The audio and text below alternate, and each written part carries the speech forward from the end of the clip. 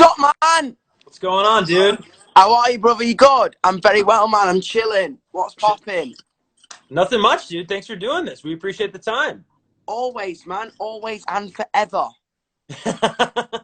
Well, congrats on Weird, man. How's it feel just having that out in the world and everyone enjoying it?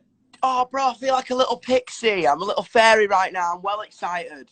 Yeah? How long does the excitement last after a release? Is it a good until month the next there? release. Until the next release. And then you just like, forget about that one. Nah, dude, I'm buzzing, man. Everyone's like loving it. It's been fucking crazy, to be honest. We're like, Yeah.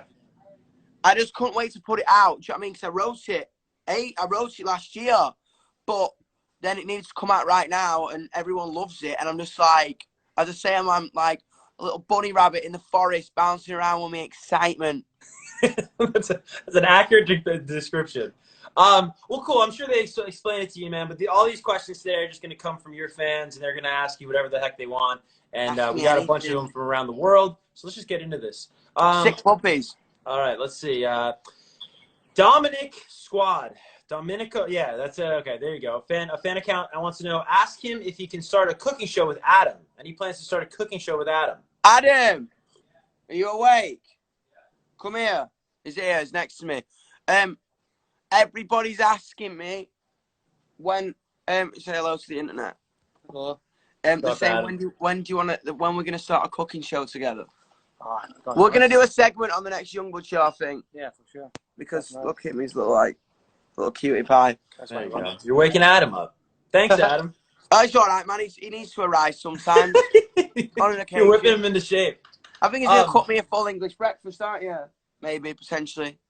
Dude, how fun has the Youngblood show been? That's really cool. Dude, it's so mental, man. Like how that even came about. I remember we were supposed to go out to South America, but everything was getting cancelled. And I was like, "Fuck this! I'm not gonna let this rubbish come in between the connection with me and my fan base." So like, we're gonna be the first ones to do a live stream. Let's be the first ones to do it. And then they just blew it up. All you out there, they just blew it up. And like 72 hours later, we're in a TV studio, and I'm trying to be the fucking punk rock Jimmy Fallon, like. Yeah, for real, man. No, it's so cool. I like that you bring on people that maybe you wouldn't expect. Like you had 24K Golden on. I thought that was really neat. Absolutely, that's it, man. It's always about, for me, okay, like I just want to bring on what I'm listening to and see what people, do you know what I mean, and see what people think about it, you know, and that's sick. Yeah. You've been jamming out to anything in particular in addition to just Weird and your own music in quarantine? Absolutely. I love Bieber Doobie right now. I've been listening to a lot of Bieber Doobie stuff. I mean, it's just amazing to say Bieber Doobie. Bieber Doobie. Do you know what I mean? I think like someone just cut up like a sound about it. Bieber Doobie. I mean, listening to a lot of Bieber Doobie. What else, man? I've been chilling, man. I've been listening to like Bon Iver and stuff. Oh, nice. You know what I mean? Some chill stuff? In the house, man. I rarely chill, so it's like good to like, you know what I mean, hang out. This is probably the only thing that can make Youngblood chill, you know what I mean? Dude, I think I've watched Green Day Bullet in the Bible DVD 3 times. Is that what you're binging? I was going to ask, like, do you get into TV shows and stuff like that? Oh, dude, I just literally watched that gig like 3 times. That's like my dream. I want to play like Milton Keynes Bowl eventually. Like, it's like 60,000 people and just have everyone flying and we'll just like play a big rock and roll show. Hell yeah. You're well on your way. You ever listen to, I was talking to an artist last night about you because she reminded me so much of you in terms of energy, is Kelsey Carter. Yeah. Yeah. It's cool, man. I feel like you guys are birds of a feather, man. Dude, yeah, she's cool, man. As I say, I met Kelsey. When I met Kelsey, I met her, I think she came into the label or something, and I was just running about being a fucking idiot, as I always am. Do you know what I mean? In the label, I'm always like, ah! And she was like, oh, I was like, you're that girl with Harry Styles thing on your face, right? And she was like, yeah. And she's from Australia. And I was like, cool, I love Aussie, so sick. Yeah, right on, man. All right, let's get back to some of your fans. All right, Snowflake Blood wants to know, what is the most criminal thing you've ever done? Mine was stealing a Kinder Egg from Tesco when I was like 6. What is the most criminal thing I've ever done? I remember, basically, when I was younger, I used to run into a shop, and I was underage, and I used to put like cans of Jack Daniels and Coke down my pants. And I think I kept going back, so the more drunk I would get, the less kind of sneaky I would be. And I remember there was a family, it was like we're all like knew each other. Do you know what I mean? In my village, so I had these cans of Jack Daniels down my pants, and I kept coming back every fucking hour and walking out with nothing after buying anything. And I remember it was a shop called Baines's shop in Barnsley, and this guy caught me, and because they were big brothers with my mate, they would literally sat me down. I was like, right, we're calling the police, and I spent 2 hours thinking I was going to get arrested. But then they were just like, we're messing with you. Don't steal from us again. Clip me around the head, and I ran out of the shop. There you go. Lesson learned, man. I love that. Let's get into Die for the Hype wants to know, what's the most memorable fan moment you've had on the last tour, or the most memorable interaction with a fan? I think I wrote a song about it. There's a song called Mars coming out, and it's about an incredibly inspiring young person who told me a story about their kind of journey in terms of their the way they identify in their sexual identification, and it just blew me away, and I wrote a song about it. I won't go too much into it, you'll see, but the song, when it comes out, it'll tell the story, and it kind of blew me away. It made me cry my eyes out, you know what I mean? Which is sick. So the first time that like a fan experience inspired you to write a song? No, I mean, like a direct fan experience. As I say, I think my fan base, I always said, like, if you are out there and you feel like you ain't got anywhere to belong, and you feel like that the world doesn't make sense, come here, and because there's a lot of people who feel exactly like you. You know what I'm saying? And I think with it all, the stories I hear every day from them, good, bad, happy, sad, fucking mental, dark, light, everything, make me legitimately inspired and excited. So I always write about them. Most of the new albums about them. Do you know what I mean? That's awesome. That's really cool. How's the album coming along, by the way? Oh, dude, it's done. It's ready to go. Just Is it really? Press. Just got to put the last bits of salt and pepper on it. You know what I mean? So I don't make it. Just so it tastes good. If none of this has been announced, I'm not trying to mess anything up. But have you said how many tracks there are? As I say, I mean, I've got about 30 tracks to choose from and to narrow it down. And everyone's going to be like, just release them all. I'm like, no. Totally. It needs to make sense. Of course. Have you thought at all about, like, you've done so well on your own, but also simultaneously done really well with the collab stuff? Do you have any thoughts on which route you want to go? Do you want a little bit of both on the album? I don't think so. I think this is going to be just me, I think. Okay, nice. I was exploring the idea, but I don't know. I think this album's weird, man. I see 21st Century as like a chapter. My first record was like a chapter in this story. Do you know what I mean? This story is like a neat whiskey, uncensored story about life. You know what I mean? And like 21st Century was almost a pawn in that big game.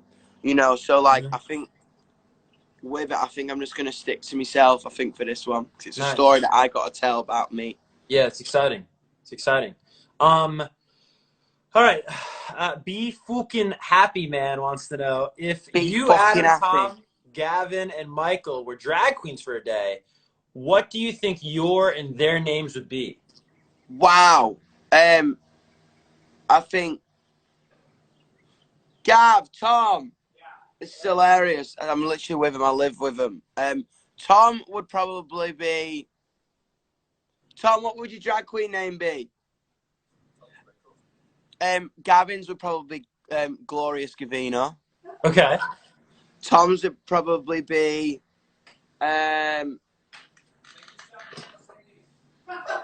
Adam's is Champagne Mercedes. I like that a lot. That's amazing. That rules. Tom is the Renaissance painting. He looks like a little. We call him like a little Renaissance painting. He's like a little cute, little like muscular, like prince. Nah, Tom would be called the Dauphin. And I'd probably be called Sarah. Just Sarah. First name basis. I like it. Fuck it. Champagne Mercedes rules, by the way. That should be a song. That's actually, it's like legitimate, like Champagne Supernova for 2020. Dude, I'm telling you, man. All right, that's awesome, and love the creativity. All right, Leonard I don't know. We're just gonna call him Leonard. A bunch of numbers. Wants to know, what do you think about a collab with Melanie Martinez? I guess they're a Melanie Martinez. I love Melanie Martinez, man. She's bonkers. I think she's so sick. Yeah. Like, I love her. She's just a fucking legend, man. She created a world, and like, I want to be a part of that world, man. She's really cool. Yeah, I think of her in the same way, in some respects to you, where I like that there's this new wave of artists seemingly that really value that world, right? You're not, you and Melanie's another case of this. You don't just give people songs. You build a community, you build a world, you build a universe. That's it, man. I remember Keith Moon said, like, I'm the best Keith Moon style drummer out there. Right. And I love that. Do you know what I mean? It's like, I'm the only Youngblood sounding Youngblood out there. And, you know what I mean? And that's what I always wanted to be, you know? Did you ever, though, like at any point in your artistry or life, maybe when you're way younger, try to sound like somebody else or try to be someone else? And then learn that lesson? I am a product to my influences. You know what I'm saying? Like, right. I was obsessed with Liam Gallagher as a kid. I was obsessed with Bowie as I was obsessed with Gaga. You know what I mean? I think all that's been thrown in a mixing bowl, and then something else has come out. You know what I mean? Oh, totally. No, you're so, like, there's nobody like you. So I was curious if, like, when you were younger, you tried doing, like, the copycat thing, and then it didn't work, and you learned the lesson to just I think, be to be honest, yourself. when I first moved out of London, I kind of went down to London at 15, and a lot of people said to me they didn't get it, because I was like this kid in makeup and a skirt talking about fucking politics, and they're like, this will never get played on the radio. You know what I mean? I was like, and when you sat in some like 50-year-old white dude's office with like 5 gold records, you go, do you know what I mean? Yeah. They know what the kids want, don't they? Those, you know what I mean, those 50-year-old white dudes, they know what the kids want. And do you know what I mean? You kind of mess yourself into this circle and go, oh, shit. Oh my gosh. You know what I mean? And I just think it's about building community. You know what I mean? That's always what it's been about. It was literally about going like, I don't feel like it's all right to be in this world. So does anybody else feel that way? And 2, do you want to go to Mars together? Right. You know what I mean? Yeah. No, 1,000%. And you, as in the wise words of Kanye, right? You got to listen to the kids, which you do. I mean, you listen to the fans, man.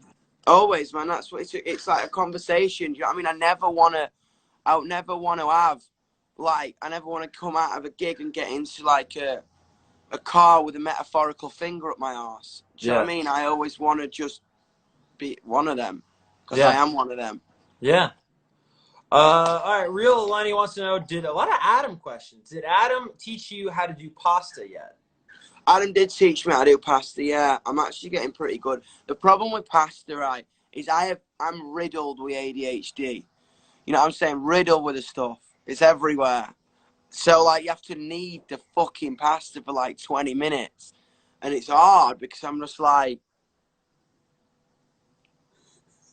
and I'm bored. I'm like, oh, a butterfly. Wow. You know what I mean? Like, knead, butterfly. Knead, butterfly. You know, they make butterfly pasta.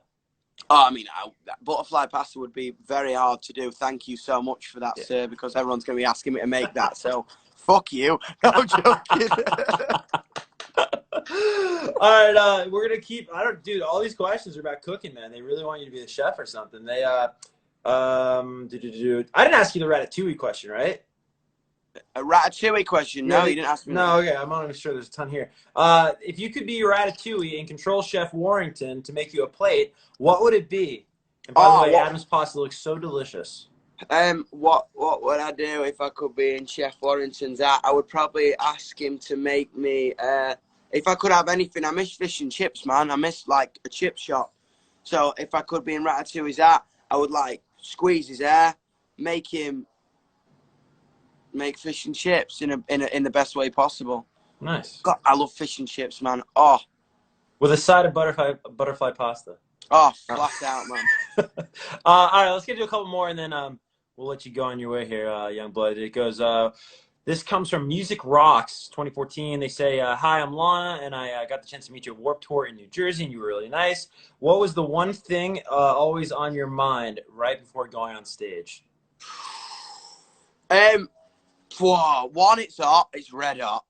no, when I was on Warped Tour. But I think, to be honest, I was like, for every show I go on, man, I look in a mirror, I have this weird thing where I go like, and scream in the mirror before I go on it. Everyone's like, what's that? And I was like, Dom's just screaming again. And I just can't wait to get on that energy, man. It kind of, it's where I feel at home. I feel like I belong there.